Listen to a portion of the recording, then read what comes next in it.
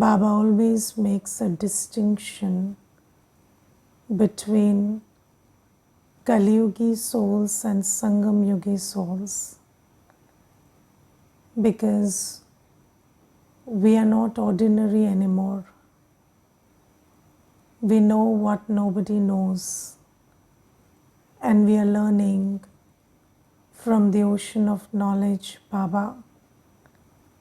And when we just think about this for a few seconds, it fills us with great intoxication that you know what nobody knows in the world. And Baba tells us that nobody knows that this is Dukh Dham, the world of sorrow, and there is a Sukh Dham for 2 yugas, which is the complete opposite of this world. And you see that people these days are living in so much illusion. You are living in a world which is the world of sorrow. But still, we don't realize that this is a world of sorrow. And you see that at every step there is a possibility of sorrow. Yes, and when I was reading the Murli today, I just felt, how lucidly Baba tells us about the state of our body, mind, and wealth these days. And you see that we are very proud of these bodies, and everybody is decorating these bodies, and people are flaunting their bodies like never before and taking so much pride in the, in the so-called beauty of the physical body. And there is so much awareness and interest in looking good these days, looking beautiful these days. But just look at the truth of the body. So the bodies that we have these days are also, they are not dependable at all. The body can get sick, or the body can just, die, and it happens all of a sudden, and people can just have a heart attack and just leave in a second. And you see little children dying, you see young people dying, and there is so much of disease, and everything is happening so suddenly. But we still don't understand, why is there so much attachment to this body? Because this body is worth shells right now. Yes, the only thing good about this body is that we can do purusharth through this body and create a fortune. Otherwise, if you think that this body is a permanent treasure that we have, it is not.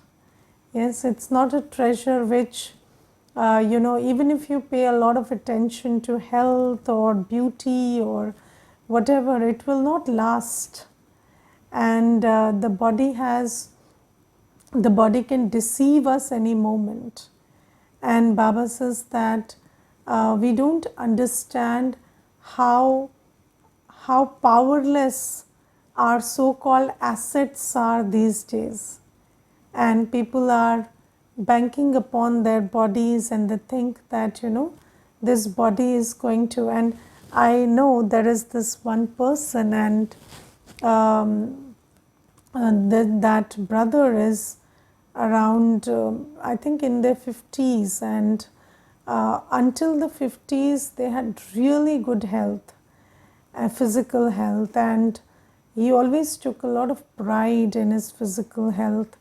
And suddenly there is a condition in the body which has come up, and that brother is not able to deal with that, and there is no medical treatment for that either.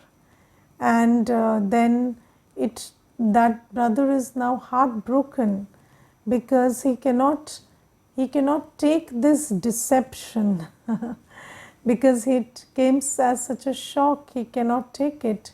He doesn't know how to deal with it. And Baba says this is the kind of body we have now. So whether it is disease or death or whatever, we are very prone to this body being in a depleted state and this body bringing sorrow to us. Then look at the mind. So you see that, or you look at the buddhi. So, there is this one sister, and she told me that she's intelligent and she has been working in an office for the last 15 years. But she said, I don't know what, but I just can't concentrate on work now. And my mind is all over the place, and although I know how to work and I have experience and stuff, but my mind and intellect are not with me. And I've been thinking about some personal issues, and now the condition of my mind is such that it can't even focus on work. And I have been given 3 warnings from my office that if this is the quality of work and these are the mistakes that you're submitting, then slowly you will be out of job. So, or you just look at your the state of your intellect and mind. So it's always focusing on the negative. It's always creating waste thoughts, troubling you. Who is our biggest enemy these days? Our own mind. And you see then the desires that come up in the mind and other stuff. So just look at how much people think that my mind and intellect are my assets, but on the contrary they are not. And sometimes there was this one it's a very interesting incident. There is a Mata, and she came and she said, I have 2 children and one of my children is depressed, but the second one is not, and I am here for the second one because he creates so much trouble for himself and for us that now I sometimes think my depressed child is better than that one because at least this child doesn't have the energy to cause troubles. And she was telling me that I actually wanted to see you for my depressed child 3 years back, but in 3 years the scene has changed so much that now I have no problem with him. I have a problem with the other one.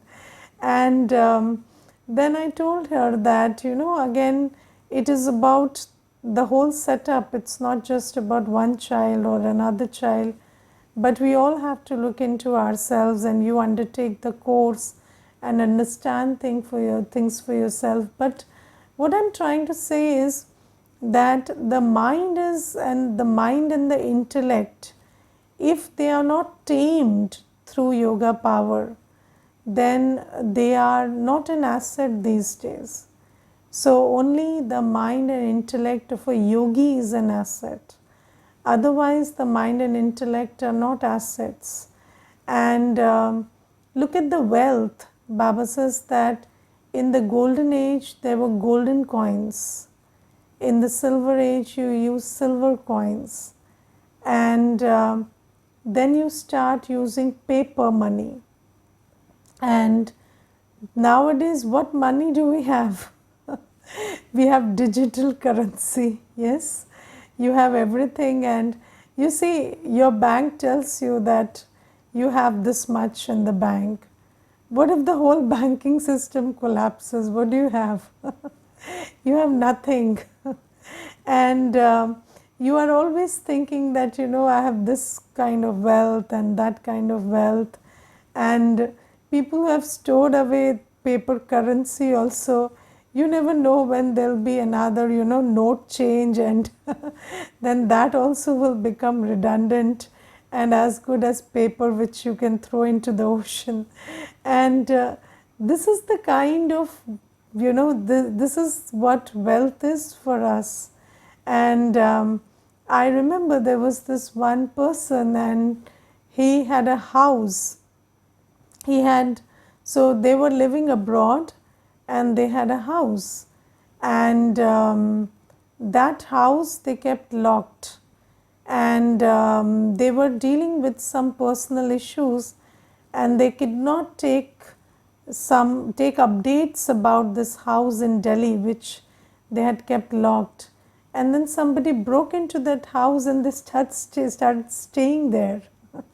And then after some time he came to know, and he didn't even have the time to come and deal with that stuff, because he had to come from US, and his parents died in COVID, and there was no family around, and then he almost gave up on the house. So you look at the kind of world we are living in, and look at how much value are, and we think this property, that property, one earthquake and everything is over. And there is this very interesting story about the earthquake that happened in Turkey, and there was a person who was staying on rent, and that fellow, he asked the landlord that please don't raise the rent, I can't pay more. And the landlord said, no, you get out of the house if you can't pay more, and this is my house and I need it, and you have to pay so much extra if you want to stay longer. And then there was an earthquake, and then the next day both were sharing the same tent. So they were both in the same tent, the landlord and the tenant. And one day this person was just driving him out of his house, and the second day he was in the same tent. So Baba says that whatever you are banking upon is so, so deceptive, and you think that, your mind, your intellect, your sanskaras, or your body, your wealth, they are your assets, but technically they are not. And when time comes, as soon as the upheaval starts, you will know that these things are just great liabilities, if anything, because these things are not going to come to your rescue at that time. And Baba says that we know that the 5 elements of nature, although they are right now, they look like they are in control, but just think about how erratically the 5 elements have started behaving. And just look at, if you look at this year also, the kind of rains we have this year, it is unprecedented. And if you look at and Baba says today that if there is a flood in one area, then so much force has to be deployed there so that that area can be rescued. And what about when there will be the oceans, just welling up and coming into the plains and entering, submerging everything, then who will come to your rescue? And in the story of Noah, they say that during destruction, so Noah's story is also about destruction, and during destruction it rained for 40 days and 40 nights. And when it rained for 3 hours in Delhi, some 15 days back, then there was a major calamity in Delhi because everything was just flooded in Delhi in 3 hours of rain, because it rained continuously for 3 hours. And the airport terminal also had an accident, and then there was so much chaos around. And that day I was just thinking about, what if it rained for 40 days and 40 nights? What would happen? And then Baba says that just look at the state of the, or you look at the how confidently we walk on earth, and what when this earth starts shaking, then what happens? And everything that we think is solid and grounded starts shaking. And then you see, Baba tells us that the vices. So, do you understand how vicious we have become these days? Look at the state of impurity in the world. Look at the state of lust and anger. If you look at the quotient of lust and anger in the world, it is very intimidating. And you just think about what happened in COVID.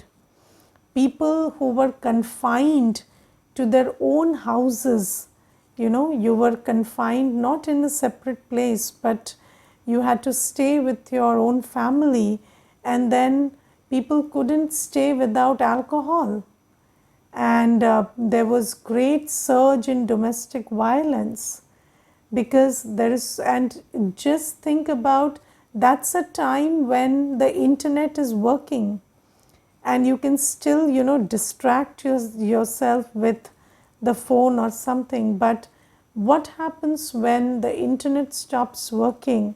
Then do we have the ability to just be with our minds and intellects? What is our sanskar? Can we live peacefully? Can we live lovefully? So nowadays everybody is just nice to each other because they are distracting themselves 18 hours a day. And even if you have to interact with somebody for half an hour, you are interacting with them nicely because 18 hours of drugs you need. Yes, that phone is not less than a drug, and you're needing so much of entertainment and so much of pleasure of senses so that you can be peaceful and loveful for half an hour. And without that, what's going to happen? And just look at the kind of the kind of expressions of disgust and anger and violence that is happening on the internet. So how people are commenting, and what kind of what kind of views are being shared, and everything on these online social media platforms. And those minds, when those minds will not have a social media platform, what will those minds do in the world? So that mind is filled with so much criticism, so much violence, so much anger, and where will all that go? It will all express itself. And just think about how people are keeping their senses calm with drugs and alcohol. And I know people who are, and these days people are taking prescribed drugs in the form of psychiatric medicines, and that is also keeping the senses calm. And I know of somebody who has been taking depression medicines for 30 years now, and that person, that if that person doesn't take the medicine for one day, you cannot be with that person in one room for half an hour. But with that medication, he is all okay, he looks fine, and he is very amiable and cracking jokes and everything. But when he doesn't take his medicine, he can't deal with, he can't even be peaceful and calm for half an hour.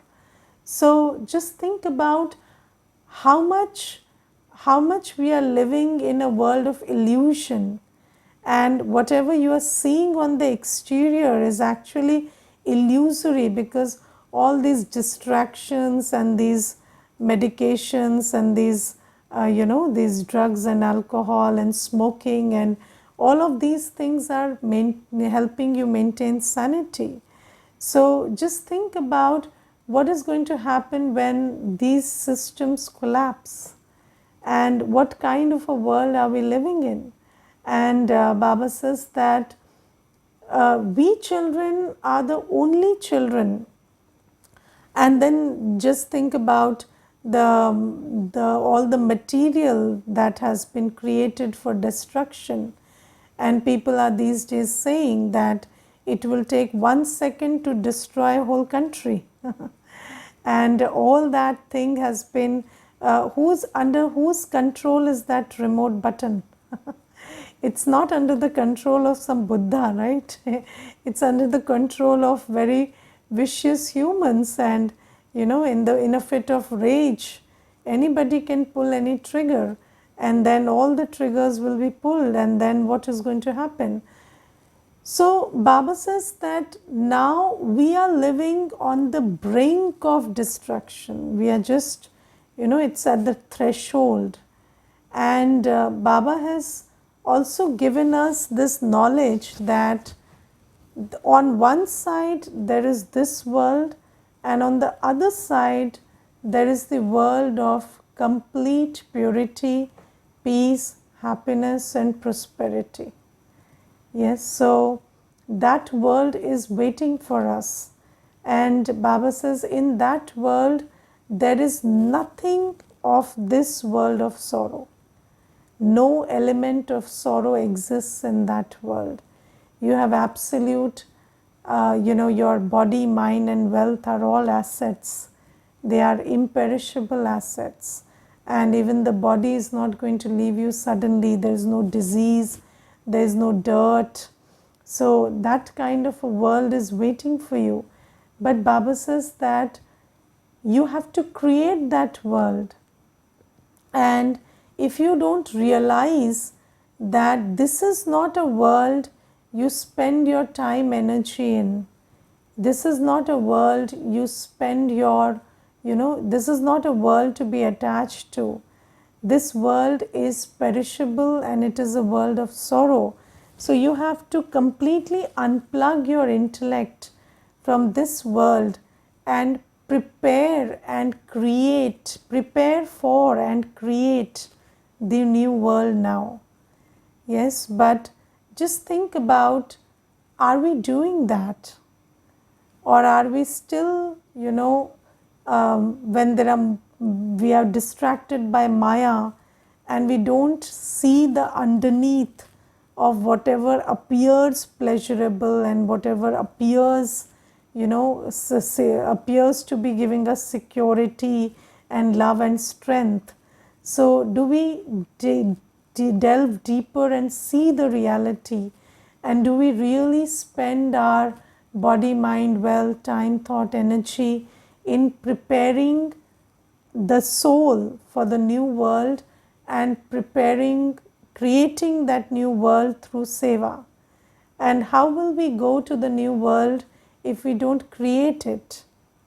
And Baba says, if you want to be double crowned, if you want to be a king in Satyug, then your only focus should be seva right now.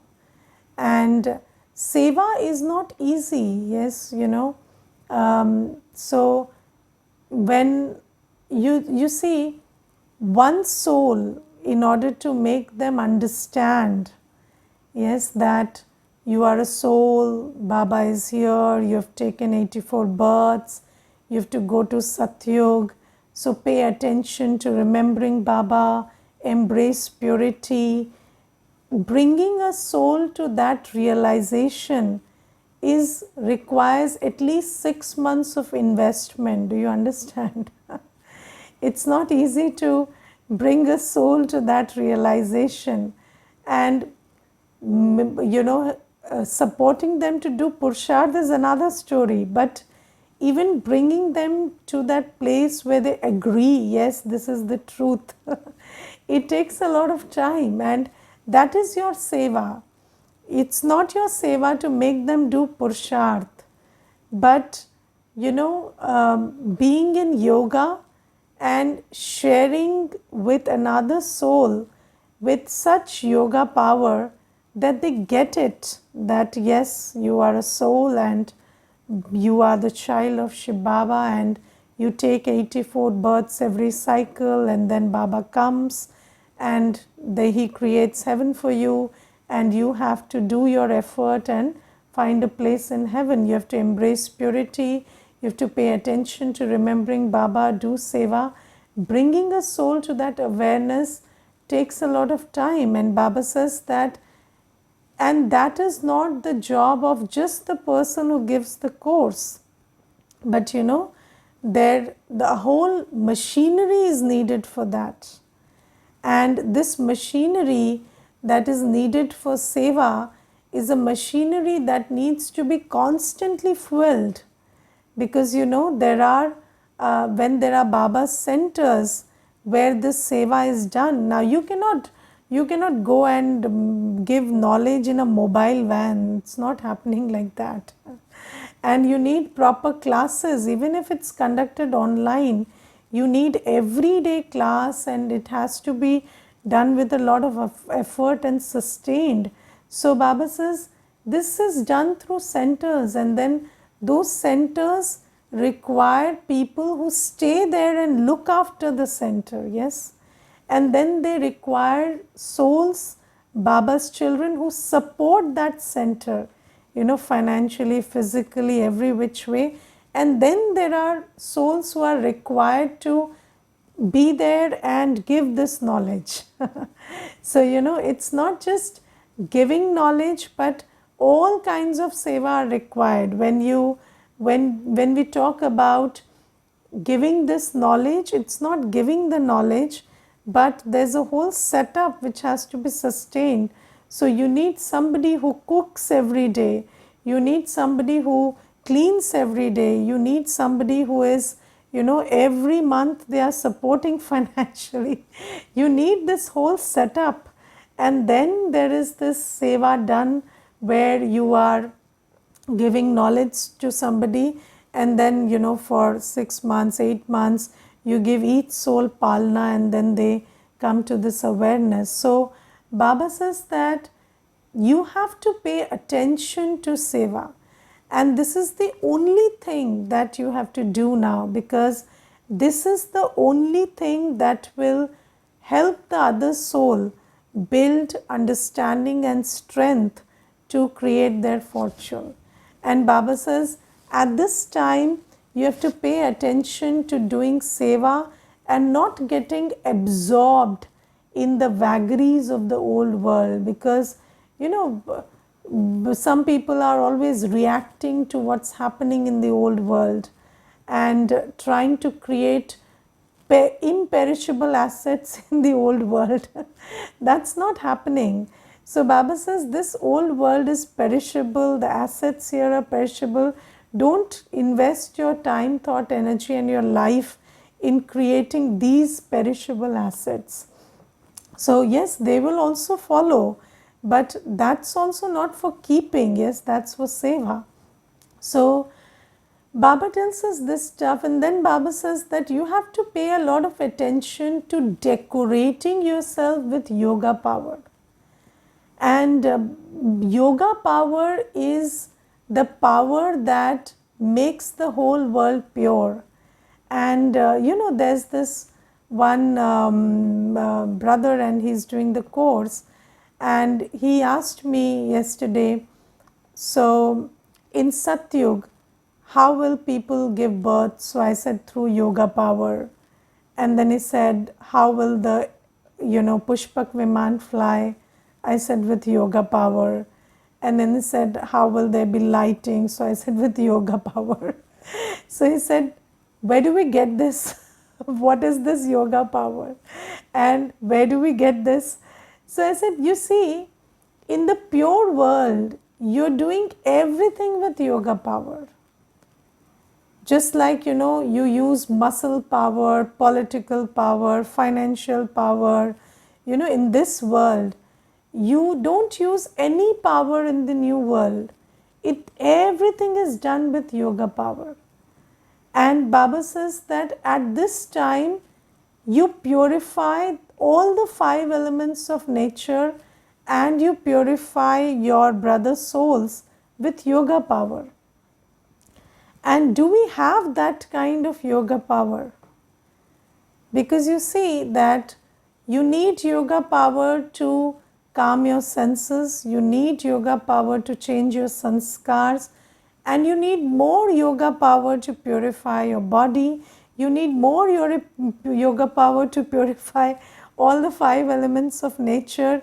You need even more yoga power to, reach out to every soul through your Mansa Shakti. And do we have that kind of yoga power? Are we remembering Baba so much? And then Baba says in Satyug you'll do everything with yoga power. And right now you have to pay a lot of attention and give a lot of importance to imbibing this yoga power. That's your only decoration. And so you see, we learn about thought power and yoga power, but I remember there was this one incident where somebody was quarreling with a BK, and then this BK also, they started quarreling. And then I said, why are you also speaking in the same language? So they said, because they don't understand any other language. So I said, but you're not using any other language. How do you know they don't understand? How do you know that they don't understand? So you're not using any other language. You have to use another language. And I remember there was this one incident where there was a neighbor and they were throwing something on our roof and on the roof of the center. And I asked them to not throw it. And then they said, go and file a court case against us and go to the police. And so they said this, and I told them, you're my neighbor, why will I go to the police against you? You're my neighbor, you're my brother's soul. I will not go to the police or to the court. I will request you. If you don't do it, I'll request you every day. But will you do it? So then that person stopped. So you have to have that yoga power to deal with situations. And Baba says that, do you have that much? Right now, what am I talking about? Yoga power to deal with these situations which are nothing. And then Baba is talking about purifying the whole of this old world through yoga power. So Baba says, do you pay attention, that much attention to yoga power? And that's the only decoration you need. Baba says your yoga power will make you attractive. Your yoga power will make you powerful. Why do people dress up so much? Because people say power dressing. So you need to, you want to appear powerful, you want to appear beautiful, but you can do all of that with yoga power. When you are a yogi, you appear powerful and beautiful anyway. So Baba says that you don't need any other decoration right now, and all those decorations that you do of the body, they are worth not a penny, because the body is worth not a penny. And can you think of any makeup or any process of beautification which is not costing you in the long run? No, it's not just what you pay at that time, but it's costing your skin also in the long run. But Baba says in Satyug you will have natural beauty because of this yoga power.